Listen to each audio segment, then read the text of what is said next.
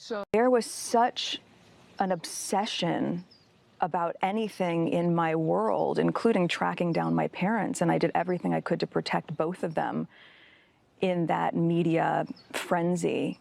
But for over a year, the UK tabloids were trying to find my dad, offering people so much money to try to find his address. Once they did, I remember being told there was a huge headline like, "We found him," or "We've got him." You're talking about someone's father. And from that point, the tabloids, they moved into the apartment next door and across from him, descended on this small town, were just giving him gifts. The whole thing brings us to where we are today. Did it feel like betrayal when you found out your father was working with the tabloids?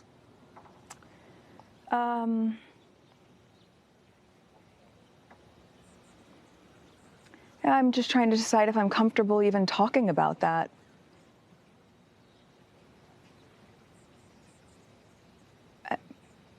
If we're going to use the word betrayal, it's because when I asked him, when we were told by the comms team this is a story that was going to be coming out, which, by the way, the tabloids had apparently known for a month or so and decided to hold until the Sunday before our wedding because they wanted to create drama, which is also a really key point in all this. They don't report the news, they create the news.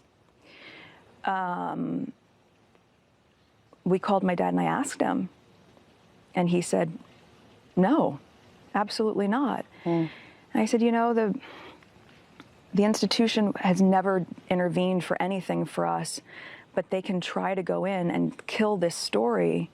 But if they do this once, we're not going to be able to use that same leverage to protect our own kids one day." He said, no, absolutely not. He hadn't been talking to them? Yeah. Yeah. So he basically lied to you.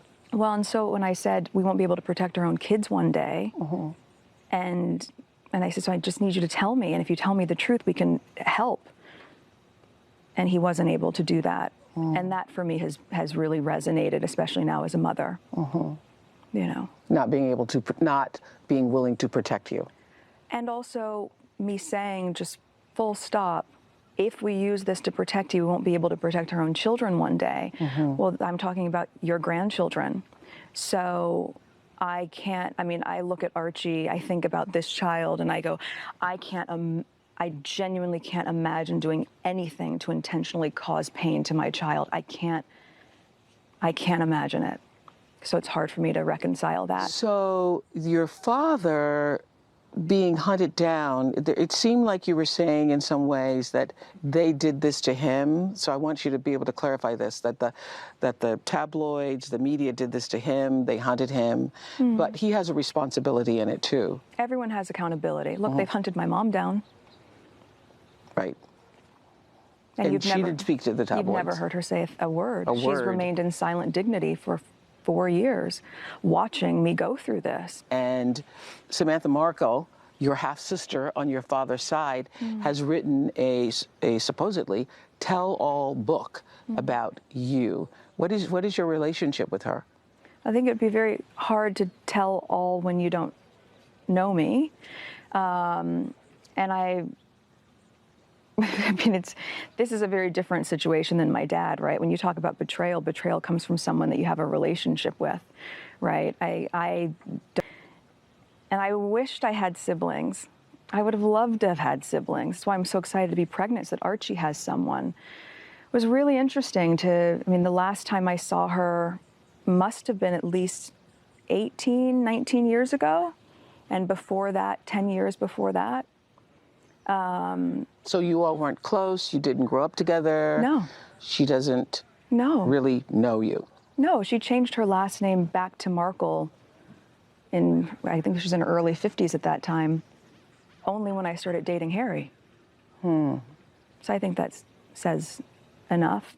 Expectation that shouldn't you have an expectation that you're going to have to lose privacy? Well, it's two things here. That's part of the deal. Two things here. I think everyone has a basic right to privacy. Basic, right? And we're not talking about anything that anybody else wouldn't expect. So if you're Let's speak now to John Murray, TV presenter and commentator. He's in Washington, D.C. right now. Good to talk to you. You know as well as anybody that news moves pretty fast. Is this still news over there?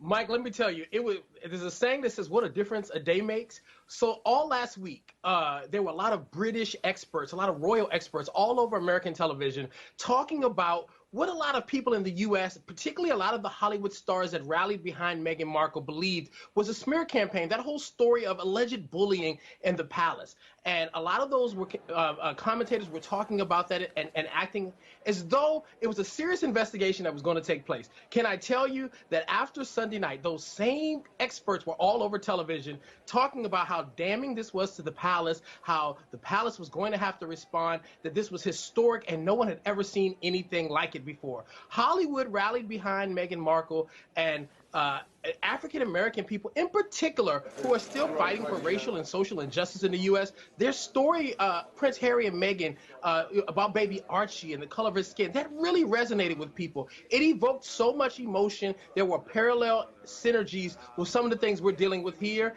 and it has dominated the news cycle all week long. So, John, 61-word response from Buckingham Palace. Does that do the job? Not at all, Mike. It felt hollow. It felt insincere. And let me tell you, there is a roaring cry all over television here that the palace is very dismissive of the claims of racism, that they spent more energy talking about what people believe are the fictitious claims of bullying, and they still are mum as a church mouse on the claims of Prince Andrew's sex allegations with Jeffrey Epstein. Where is the priorities of the palace? This is something that's going to deal with. They have to deal with. Now, are people shocked that there could be alleged racism or racial insensitivity in the palace? No, but I don't think anyone expected that it would be this flagrant, this blatant. This is a preposterous story, and the palace cannot move forward, particularly with the Queen governing so many nations, with people of color being the dominant race, and having this out there in the world for everyone to take in. We should say, of course, I guess that Prince Andrew denies absolutely that he had any knowledge of or played any part in the things that Jeffrey Epstein is accused of. What message do you think it sends? Obviously, it's a commendable message to see someone with apparently all kinds of advantages speaking openly about mental health, but then to see that person, yes, getting some support, but also being trashed to the extent that a TV presenter walks out of a studio, in fact, walks out of his job because another presenter takes issue with his right to say he doesn't believe anything Meghan says. What message does all this convey, would you say? Well, I'll say that Piers Morgan and his exit from that particular show was a Christmas present come early for my favorite people over in Britain.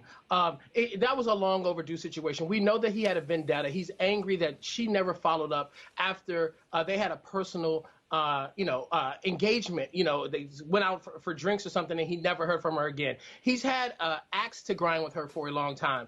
But beyond that, this story has played out really like something that felt like a Hollywood movie. I mean, you have the prince who decided to abandon his family to become his wife's knight in shining armor. They moved to Hollywood, and they were rescued by a black Hollywood mogul, Tyler Perry, who gave them refuge and security, and a black woman, Oprah Winfrey, who gave them a platform to tell their truth. I don't know if you could have scripted a better story in any of the movies that have been the biggest blockbusters, and definitely this isn't something they could even predicted on that show, The Crown. Joel Murray, thank you for talking to us. Anytime.